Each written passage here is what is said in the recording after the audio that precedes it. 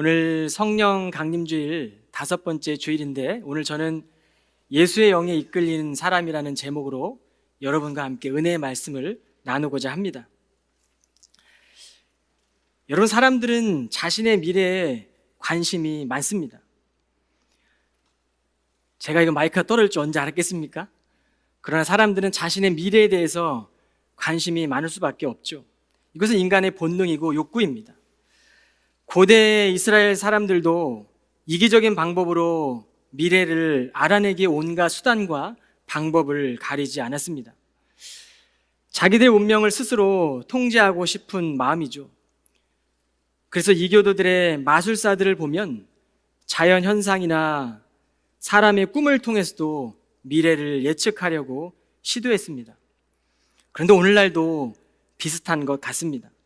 선거철만 되면 정치 후보들 가운데는 무속인들을 찾아가 제물을 드리며 정성을 다해 치성을 하지 않습니까? 여러분, 대한민국의 무속인의 수가 100만 명에 이르는 것을 보면 점을 통해 미래를 알고 싶은 인간의 욕망이 잠재되어 있음을 우리는 잘 알게 됩니다. 마음의 공허함, 미래에 대한 불확실함이 커져갈수록 사람들은 자신의 미래에 대한 관심이 더 많아지는 것 같습니다. 그런데 여러분, 미래를 예측하는 것은 하나님의 권한입니다. 하나님은 생명의 창조자이시고 시작과 끝의 주관자가 되십니다. 역사를 주관하신 하나님은 세상 민족을 구원하시기 위해 2000년 전에 때가 되자 자신의 하나밖에 없던 외아들을 세상에 보내셨습니다. 그리고 복음이 온 세상에 선포될 때 예수님의 공생애를 통해 끝이 온다라고 말씀하셨습니다. 이것이 바로 세상의 마지막입니다. 마태복음 24장 14절을 보면 천국 복음이 모든 민족에게 증언되기 위하여 온 세상에 전파되리니 그제야 끝이 오리라. 성경은 매우 정확하게 말하고 있죠. 제가 오늘 설교를 전하는 것도 모든 민족이 주의 복음을 믿게 하기 위함 아니겠습니까? 여러분, 사람들이 믿건 믿지 않건 하나님의 주권은 땅끝까지 온 세상에 복음이 전파되리라는 사실입니다. 지난 몇 세기만을 돌아보아도 세계 부흥의 역사는 성령 체험과 회개 운동으로 일어납니다. 17세기에 영국, 아일랜드, 스코틀랜드, 웨일즈에서 간헐적으로 일어났던 부흥 운동을 잘 아실 겁니다. 1735년 웨일즈에서 성령의 세를 받은 하웰 해리스와 다니엘 로랜드에 의해 이 성령의 운동이 일어났습니다. 이 운동은 우리가 살고 있는 미국의 이 뉴 잉글랜드 중심으로 조나단 에즈워드, 조지 휘필드에 의해서 제1차 대각성 운동이 강하게 일어납니다. 당시는 성령의 충만함이 한꺼번에 쏟아졌던 시대입니다. 인근에 있던 술집들이 다 문을 닫고 구원받는 성도들을 교회로 하나님은 모으셨습니다. 19세기에 접어들면서 부흥의 운동은 제2차 대각성 운동으로 퍼져나가게 됩니다. 그 중심에 있던 인물이 바로 D.L. 무디 목사입니다. 그를 통해 수많은 젊은이들을 깊은 잠에서 깨웠고 그는 시카고에 무디 신학교를 세워 복음 사역을 위한 평신도들을 훈련시켰습니다. 자신의 고향이었던 이 매사추세츠주의 노스필드에 선교 대회를 개최합니다. 대규모 선교 운동을 통해서는 학생 자원 운동이 설립되게 됩니다. SVM이라는 우리가 잘 알고 있는 학생 자원 운동입니다. 그 당시 수많은 학생들에게 선교적 도전을 주었고 그때 변화받은 선교사들은 당시 암흑의 땅이었던 은둔의 나라였던 조선에도 아펜젤러, 언더우드, 스크랜튼, 캐나다 선교사였던 게일 등의 선교사가 오게 되죠. 20세기에 접어들면서 1903년 원산 대부흥 운동과 1907년 평양 대부흥 운동, 1606년에 아주사의 오순절 부흥 운동, 1908년도에 만주 중국 부흥 운동 등은 우리가 역사를 통해 잘 아는 대표적인 성령 사례의 일들입니다. 이 모든 부흥 운동은 하나님의 주권으로 이루어진 선물입니다. 그러나 하나님의 임재를 사모하고 자신의 죄를 회개하던 곳에서 이런 일들이 일어났다는 사실을 우리는 기억해야 될 것입니다. 그런데 오늘날을 한번 바라보십시오. 오늘날 세속화는 하나님을 믿지 않아도 살 수 있는 완벽한 환경이 되어버렸습니다. 이러한 환경에서 믿음대로 살아가는 일은 어리석고 미련해 보이기까지 합니다. 성경에 보면 방주를 만들라고 했던 하나님 말씀에 순종하며 방주를 만들던 노아를 사람들은 주목하지 않을 뿐더러 조롱하고 비웃었던 것들 여러분 잘 아실 겁니다. 인간의 타락이 얼마나 무서운지 알 수 있는 성경의 대목입니다. 예수님이 오셨을 때에도 사람들은 예수 그리스도의 빛을 인정하지 않고 외면하지 않고 알아차리지 못했습니다. 여러분, 이것이 우리의 모습입니다. 여러분은 경제만을 기반으로 쌓아 올리는 나라마다 이 사회적 악이 사소한 것이라고 느끼십니까? 어린아이들이 자라게 되면서 짓게 되는 죄가 자연스러운 현상이라고만 생각하십니까? 학교 교육을 통해 아이들의 기독교 세계관이 무너지고 믿음의 토대를 무너뜨린 일들이 그냥 자연스럽게 일어나는 일들이라고 그저 치부하고 계십니까? 여러분, 우리가 살아가는 이 세상에는 좋지 않은 소식들이 날마다 일어납니다. 뉴스를 보면 여러 사건과 사고들을 보면서 여러분 어떤 생각을 하고 계십니까? 죄로 인해 육체의 소욕을 따라 살아가는 욕망의 결과들이 아니겠습니까? 세속화된 세상 속에서 우리의 교회와 또 우리의 성도들이 영향력을 발휘하려면 우리는 어떻게 살아가야 될까요? 예수의 영에 이끌리십시오. 다메섹에서 회심 이후 바울은 3년간 아라비아 광야에서 하나님과 깊은 독대를 합니다. 사막에 있던 시간들이 홀로 있어도 결코 외롭지만은 않은 시간이었습니다.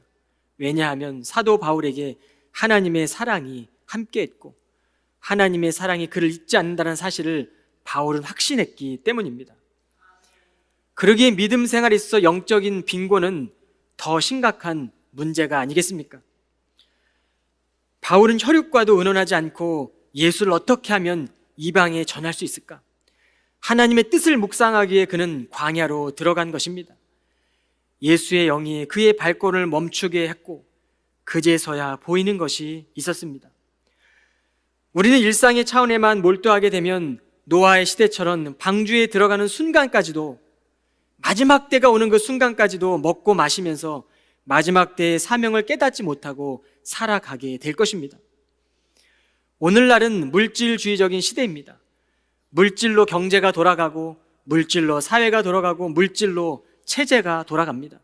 경제 기반이 물질의 기반 위에 세워집니다. 과학도 의학도. 여러분, 이 시대 가운데 살아간다는 우리는 인정해야만 합니다. 어쩌면 교회도 물질의 체계 가운데 돌아가고 있는지도 모르겠습니다. 그러나 이런 체제 쪽에서 우리는 날이 갈수록 심적으로 더 공허해지고 시대를 절망하게 바라보게 되죠. 그래서 대부분의 사람들이 인생의 광야를 만나게 되면 피하게 해달라고 기도하게 되고 광야를 만나지 않기를 바랍니다. 그러나 믿는 우리에게 광야는 하나님을 마주할 수 있는 기회인 것이죠. 하나님의 시간은 지금도 마지막을 향해 진행되고 있습니다. 교회로 부름받은 성도들은 이 시대를 분별하고 시대적 사명을 이루어가는 사람들입니다. 세속적인 사회 속에서도 성도들은 이 거룩한 일에 참여하는 사람들입니다. 세상의 빛과 소금이 되기 위해 행동하는 신앙으로 세상 속에 살아가는 사람들입니다. 많은 이웃들과 공감하는 신앙, 특별히 하나님 말씀에 반응하는 믿음을 통해 성도들의 삶은 더욱더 아름다워질 것입니다. 주어진 삶은 완전하진 않습니다. 우리의 삶이 미완성이기 때문에 현재의 삶이 더 아름다운 것 아니겠습니까? 이 진리를 깨달은 사람은 하나님이 주신 이 현재라는 기회를 예수의 영에 이끌려 열심히 살아내고 열심히 주님과 걷고 살아가는 것일 뿐입니다. 인생의 길에서 내가 세웠던 계획이 차질이 생기고 내가 세웠던 인생의 문이 닫히게 되면 두렵습니다. 불안합니다. 그러나 하나님의 주권을 믿고 인정한다면 우리 인생의 계획이 막힐 때마다 그 뒤에 하나님의 뜻이 있음을 우리는 반드시 깨달아야 될 것입니다. 2차 전도 여행의 지도를 제가 갖고 왔습니다. 여러분, 바울은 안디옥에서 시작한 1차 전도 여행을 잘 마쳤죠. 그리고 다시 안디옥으로 돌아갑니다. 그리고 예루살렘 총회, 1차 총회를 통해 그는 1차 선교 여행들을 보고하게 되죠. 그리고 난 뒤 2차 전도 여행은 1차 전도 여행 때 심었던 복음의 씨앗이 어떻게 성장하고 있는지 돌아보기 위해 떠나게 됩니다. 그래서 1차 전도 여행의 경로대로 다시 가려고 했는데 이상하게도 가는 곳마다 아시아 지역의 전도의 문이 막히는 것입니다. 그리고 오늘 사도 바울은 비두니아로 가고자 애쓰되라고 16장 7절에 기록합니다. 그는 애썼습니다. 여기저기 전도의 문이 막히자 바울은 소아시아 지역의 북동쪽 지역이었던, 지도를 다시 한번 보여주시겠습니까? 북동쪽 지역이었던 비두니아로 가고자 애쓰되 바울은 비두니아 지역으로 애를 쓰는데 기도하는 중에 환상을 보게 됩니다. 1차 전도행 왔던 길을 그대로 갔지만 길이 막히자 그는 북동쪽에 있던 비두니아 길로 가기 위해 여행의 경로를 트는 것이죠. 그러나 그것도 막히는 겁니다. 그리고 바로 오늘 사도 바울은 오늘 특별히 밤의 환상에 바울에게 보이니 마게도냐 사람 하나가 그에게 청하여 이르되 마게도냐로 건너와서 우리를 도우라 하거늘. 여러분, 하나님은 강권적으로 인생의 계획을 바꾸실 때가 있습니다. 우리는 알 수 없지만 하나님은 하나님의 때가 있기 때문에 하나님의 때를 따라 우리를 더 좋은 길로 인도하는 것입니다. 근데 우리가 알지 못하기 때문에 우리는 우리의 계획과 의지 때문에 우리가 세워놓은 계획들로 가는 것으로 더 안전을 느낍니다. 그러나 오늘 하나님의 때를 인간은 거스를 수가 없는 것이죠. 예수님은 자신의 때를 알고 계셨습니다. 요한복음 13장 1절에 보면 유월절 전에 예수께서 자기가 세상을 떠나 아버지께로 돌아가실 때가 이른 줄 아시고, 예수님은 십자가를 지는 때를 알고 계셨습니다. 왜냐하면 십자가를 져야지만 모든 민족을 향해 복음이 전파될 수 있기 때문입니다. 모든 민족을 향한 하나님의 열심이었고 예수님이 알고 계셨던 때였습니다. 여러분, 이 시대는 농경사였던 과거에 비해서는 인생의 길이 다양해졌습니다. 진로의 길도 다양하고 여러 가지 다양한 일들로 우리를 유혹하고 있죠. 이로 인해 인생의 길이 열린 길 같을 때에는 즐겁게 걷다가도 막힌 길 앞에서는 울기도 하고 불안해하는 것이 우리의 인생입니다. 여러분, 그러나 인생의 길 위에서 우리는, 그리스도인들은 낙심이 찾아올 때마다 영혼을 일으키는 비결을 알고 있어야 합니다. 바로 예수의 영에 이끌리는 믿음입니다. 예수의 영에 이끌리는 믿음을 통해 우리 인생의 남은 이야기를 써나가시기를 바랍니다. 성경은 무시야 앞에 이르러 비두니아로 가고자 애쓰되 예수의 영이 허락하지 아니하시는지라라고 말씀합니다. 예수의 영이 바울과 실라가 소아시아로 가는 것을 막았고 유럽으로 발길을 돌리게 했습니다. 이제 바울과 실라는 새로운 땅으로 믿음의 발걸음을 내딛고 있는 것입니다. 하나님의 손에 맡기고 있는 것이죠. 성령에 이끌려 빌립보 지역으로 가는 배를 타고 그들은 넘어갑니다. 그리고 도착해서 그들은 기도할 장소를 찾아갔다라고 성경은 말씀합니다. 첫 번째 기도할 장소로 찾아가서 만났던 사람은 하나님을 경외하는 루디아라는 여인이었습니다. 바울이 복음을 전하자 경건한 여인 루디아는 마음을 열고 그 복음을 받아들입니다. 그리스도를 믿고 이후에 온 집안 사람들이 다 세례를 받게 됩니다. 이를 통해 이방인을 위한 빌립보 교회가 루디아의 가정에서부터 시작이 된 것입니다. 저는 이게 우리의 교회가 가족 모임을 이끌어 가야 할 사명이라고 믿습니다. 여러분, 교회 안에 하나님의 능력은 가족 모임을 통해 동일하게 역사해야 합니다. 그리고 세우신 지도자들을 통해, 리더들을 통해 작은 교회 속에 교회가 되어야 되는 줄로 믿습니다. 그래서 9월부터 시작되는 가족 모임은 더 우리가 그 가족 모임 안에 마음을 쏟고 우리의 교회 많은 교우들이 그 가족 모임에 다 리크루트하고 참여하며 가족 모임이 왕성해지기를 주님의 이름으로 축원을 드리겠습니다. 두 번째 기도하러 간 곳에서 만났던 여인은 점치는 귀신 들린 여종이었습니다. 이 여종은 주인들에게 점을 쳐서 자기 주인들에게 많은 돈을 벌어주고 있었습니다. 귀신 들린 여종의 인생이 묵상하며 참 비참해 보였습니다. 여러분, 귀신이 들렸다는 것은 온전한 정신으로 살 수 없는 삶 아닙니까? 이 삶이 얼마나 고통스럽습니까? 그런데 그의 주인들은 돈을 벌어오라고 그에게 계속 점을 치게 합니다. 그의 인생이 참 고단해 보입니다. 점을 치는 여인의 운명은 참 씁쓸한 여운마저 가져다 주었습니다. 그래서일까요? 예수님은 공생애 동안 억눌린 자들을 찾아가시지 않습니까? 갇혀있는 자들을 찾아가시지 않습니까? 귀신 들린을 찾아가 그 귀신들을 내쫓고 그에게 자유함을 허락하시지 않았습니까? 그들을 버려두지 않으셨습니다. 그들의 친구가 되어 하나님의 나라를 보게 하셨습니다. 교회는 그런 것입니다. 억눌린 자, 갇힌 자들, 연약한 자와 교회 공동체 안에서 하나님 나라를 경험하는 것이 바로 교회입니다. 오늘 본문을 보면 귀신 들린 여종은 바울을 보자 오히려 전도를 합니다. 이분들은 지극히 높으신 하나님의 종들로 여러분들에게 구원의 길을 전하고 있습니다.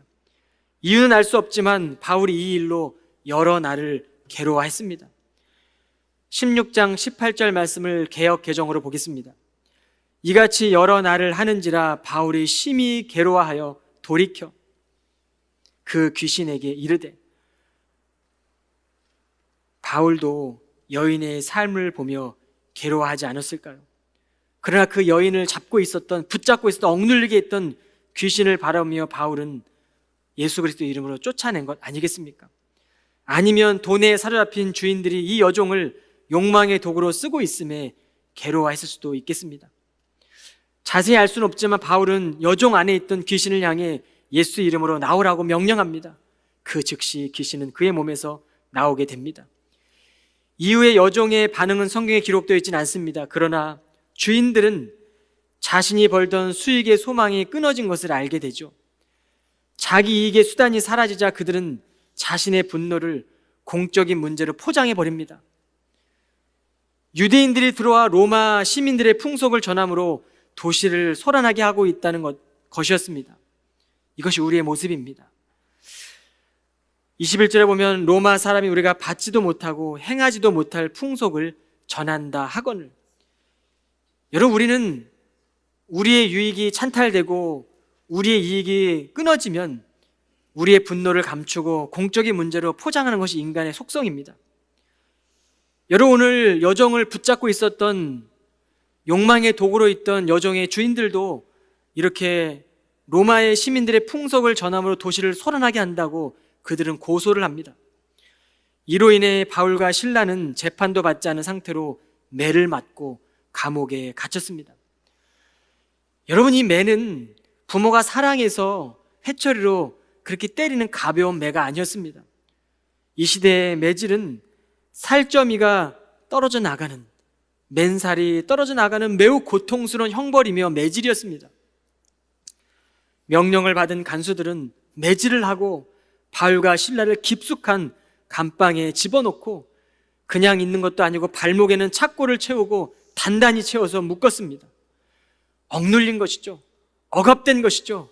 살아갈 희망조차 없이 그들은 깊은 감옥에 갇힌 것입니다.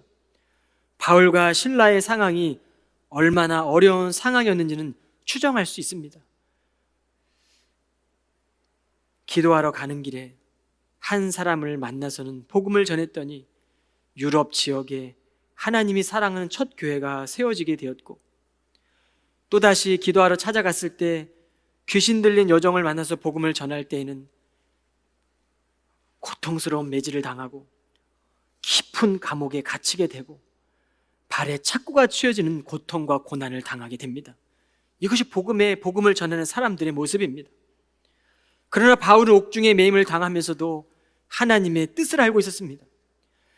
자신의 몸이 매질을 당해 고통스럽고 자신의 살이 뜯겨져 나갈 때에도, 그리고 그 몸이 옥에 갇혀져 있을 때에도 바울과 실라는 하나님의 뜻을 알고 계획을 알고 기도하며 찬양했던 것입니다.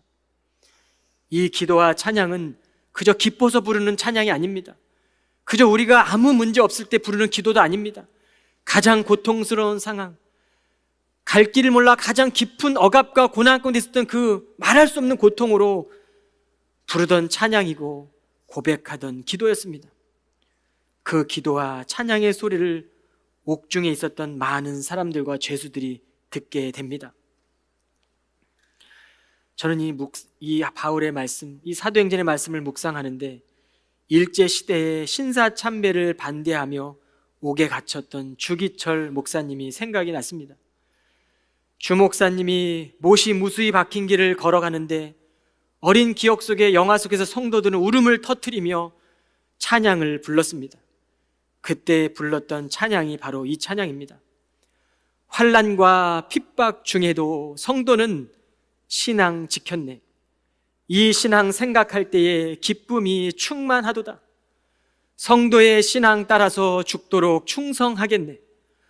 옥중에 매인 성도나 양심은 자유 얻었네.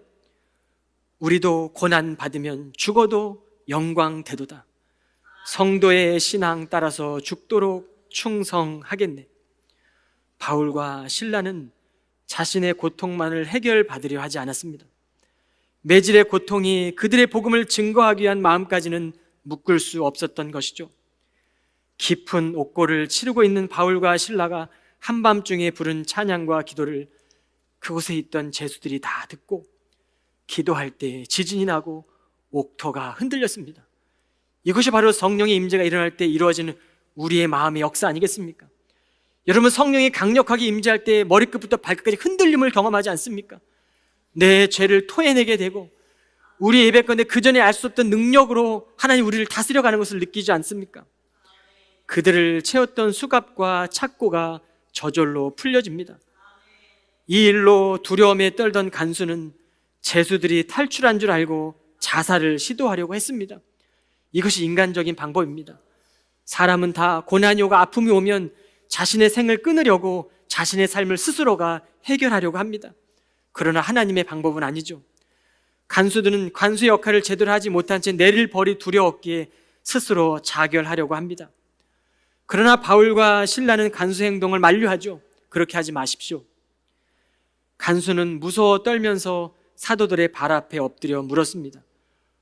어떻게 해야 구원을 얻을 수 있습니까? 물을 때 사도 바울은 이렇게 말씀합니다. 주 예수를 믿으십시오. 그리하면 당신과 당신의 집이 구원을 받을 것입니다. 여러분, 간수에게 감옥은, 그리고 자신의 생을 끊으려고 했던 그 순간은 오히려 예수님을 영접하고 세례를 받는 현장이 되었습니다. 간수의 메인 인생, 죽을 인생, 죽고자 했던 인생에서 그리스도의 복음을 통해 자유함을 얻는 삶, 새롭게 삶을 살아가는 삶이 펼쳐졌던 것입니다. 여러분, 예수의 영에 의해 인도함을 받는 삶은 아름다운 축제입니다. 여러분, 예배는 하나님 우리에게 허락하신 축제입니다.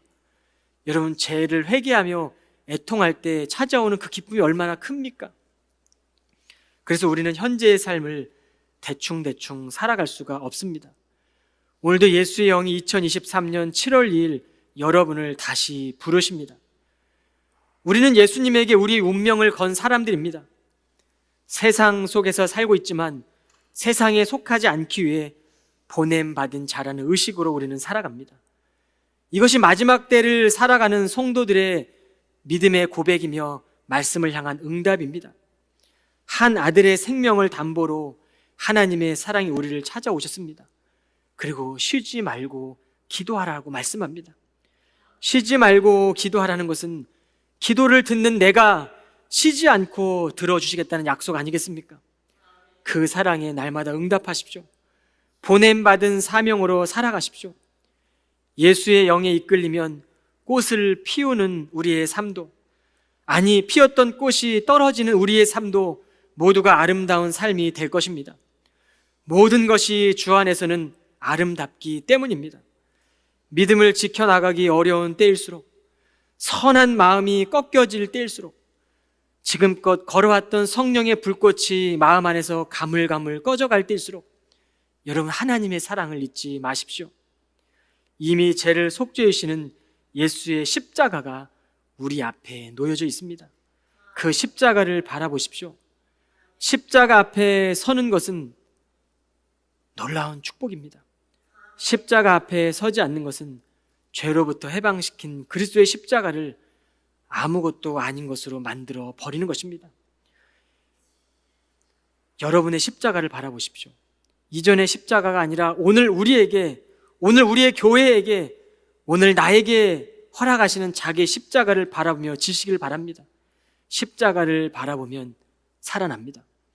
관계의 문제, 건강의 문제, 가족과 진로의 문제, 우리의 자녀들의 문제, 인생과 모든 우리의 삶에 있는 문제들로부터 우리가 살아나게 됩니다. 요한복음 3장 17절은 하나님께서 세상을 심판하려고 오신 것이 아니라 그 아들을 보내신 것은 우리 아들을 통해 세상을 구원하려고 보내셨다라고 말씀합니다. 우리의 인생의 문제를 풀기 위하여, 우리의 첩첩산중의 문제들을 풀고 길을 내시기 위하여 주님이 세상에 오셨다라고 말씀하고 계십니다. 그리스도와 동행하며 자기 한계를 깨닫고 삶의 균형 감각을 찾으십시오. 삶의 균형 감각은 한 발은 세상에 두고 한 발은 교회에 두며 균형 감각을 잘 이루라는 것이 아닙니다. 그렇게 하나님의 십자가를 세속적인 것으로 포장하라는 말이 아닙니다. 균형 감각을 찾으라는 것은 세상 속에 있지만 세상을 떠나 주님께 붙들린 삶을 살라라는 말씀입니다. 때로는 그 삶을 살아가며 흔들릴 때도 있죠. 낙심될 때도 있습니다. 그러나 그때마다 잠시 걷던 길에서 멈추고 성령께서 이끌으시는 힘을 느껴보시기를 바랍니다. 그리고 하나님 나라를 향한 그리움으로 고통과 고난이 올 때마다 우리를 이끌어 가도록 우리의 삶을 성령께 맡겨 드리십시오. 한 주도 하나님과의 관계가 더욱 깊어지는 것 외에는 방법이 없습니다. 여러분, 한 주의 삶을 살아가며 하나님과 관계가 더욱 깊어지는 삶이 되시기를 주님의 이름으로 간절히 축원을 드립니다. 시간 기도하겠습니다. 살아계신 하나님을 저희들이 믿습니다. 지금도 이끌어 가시는 하나님의 시간 안에 우리 인생이 있음을 고백합니다. 수술을 앞두고 있는 성도들도, 출장을 앞두고 있는 성도들도, 출타 중에 있는 성도들도, 낙심하고 있는 성도들도, 때론 예수의 영에 이끌려가고 있는 성도들도, 환경에 매여 근심하고 있는 성도들도 예배를 통해 아름다운 축제의 삶을 살아가게 하여 주옵소서. 주님과 함께 날마다 허락하시는 하나님의 영이 이끄시고 예수의 영이 이끌어가는 삶이 되게 하여 주옵소서. 모든 말씀 예수 그리스도의 이름으로 간절히 기도하옵나이다. 아멘.